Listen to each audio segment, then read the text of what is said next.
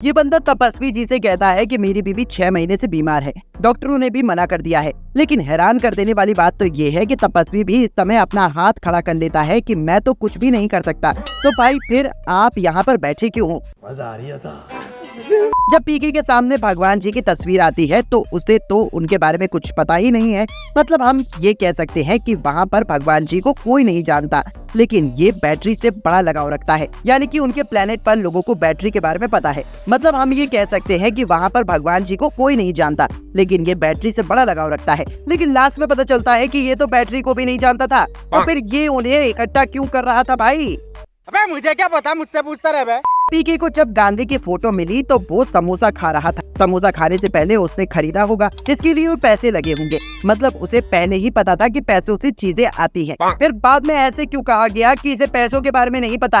ये बातें बताई नहीं जाती। पीके को धरती के बारे में कुछ भी नहीं पता है, जबकि वो अपने प्लेनेट के लोगों के मन की बात सुन सकता है। तो भाई वो यहाँ के लोगों के मन की बात क्यों नहीं सुन सकता? जा पूछ क्या? भाई अगर इनके पास कोई अच्छी न्यूज नहीं है तो कुत्तों का सुसाइड दिखाने वाली क्या बात है? इससे अच्छा तो कोई हॉरर मूवी लगा दो या फिर कोई कहानियां ही दिखा दो। कुछ भी। राजस्थान की लोकेशन पर स्वेटर पहनकर घूम रहा है भाई ये लोकल बंदा, जबकि जग्गू तो शॉर्ट कपड़ों में उसी दिन राजस्थान आई थी और इस पोस्टर पर भी डेट 5 जून लिखा हुआ है। तो भाई इस पर कौन सी सर्दी आ गई है? जब पीके अपने प्लेनेट से पृथ्वी पर आया था तो उसके पास कुछ नहीं था सिवाय उस लॉकेट और रिमोट के, और उसे ये भी नहीं पता था कि रुपए क्या होते हैं। तो भाई वो इतने दिनों से क्या खा रहा था, जबकि वो तो खाने का सामान कुछ अपने साथ लाया ही नहीं था। अच्छा, इस वाले सीन में ना तो कोई पुलिस वाला है और ना ही कोई दीवार पर पोस्टर लगा हुआ है, लेकिन अगले ही सीन में यहाँ पर पुलिस वाला भी आ जाता है और दीवार पर पोस्टर भी लग गया है। का बवासीर बना दिया हो। जग्गू के पास ये चीज खरीदने के लिए केवल 4 यूरो की कमी पड़ती है। पर भाई मेरी एक बात समझ नहीं आती है, दूसरे बंदे को अपनी घड़ी क्यों ऑफर कर रही है ये? इस बंदे को तो अपनी घड़ी दे सकती थी ना, और अपना सामान ले सकती थी। नहीं।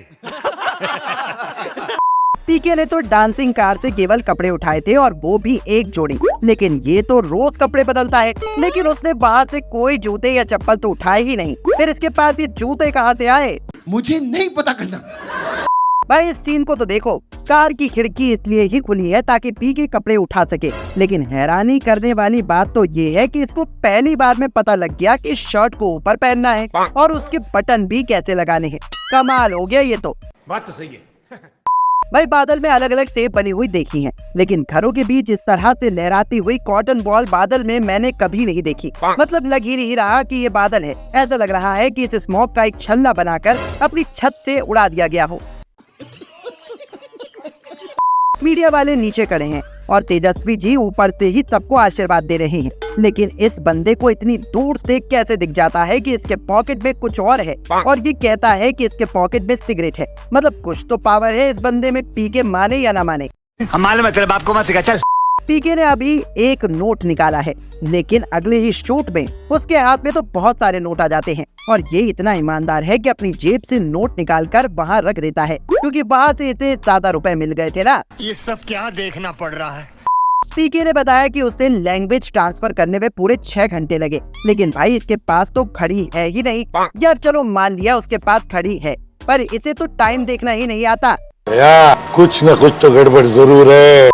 यहाँ पर पीके जग्गू को बता रहा है कि जब से वो इस प्लेनेट पर आया है सबने उससे पैसे लिए हैं, किसी ने भी उसको पैसे नहीं दिए हैं, लेकिन वो ब्रिज वाला जेंटलमैन उसके लिए पैसे लेकर खड़ा होता था। फिर इसने ये बात जग्गू को क्यों नहीं बताई? ये बातें बताई नहीं जाती।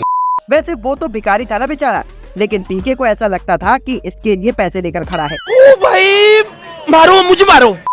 वैसे आपको इस मूवी की कौन सी मिस्टेक सबसे ज्यादा पसंद आई हमें कमेंट करके जरूर बताइएगा। साथ ही अगर आपको वीडियो पसंद आई है तो इसे लाइक करके हमारे चैनल सब्सक्राइब करना बिल्कुल ना भूलें। धन्यवाद।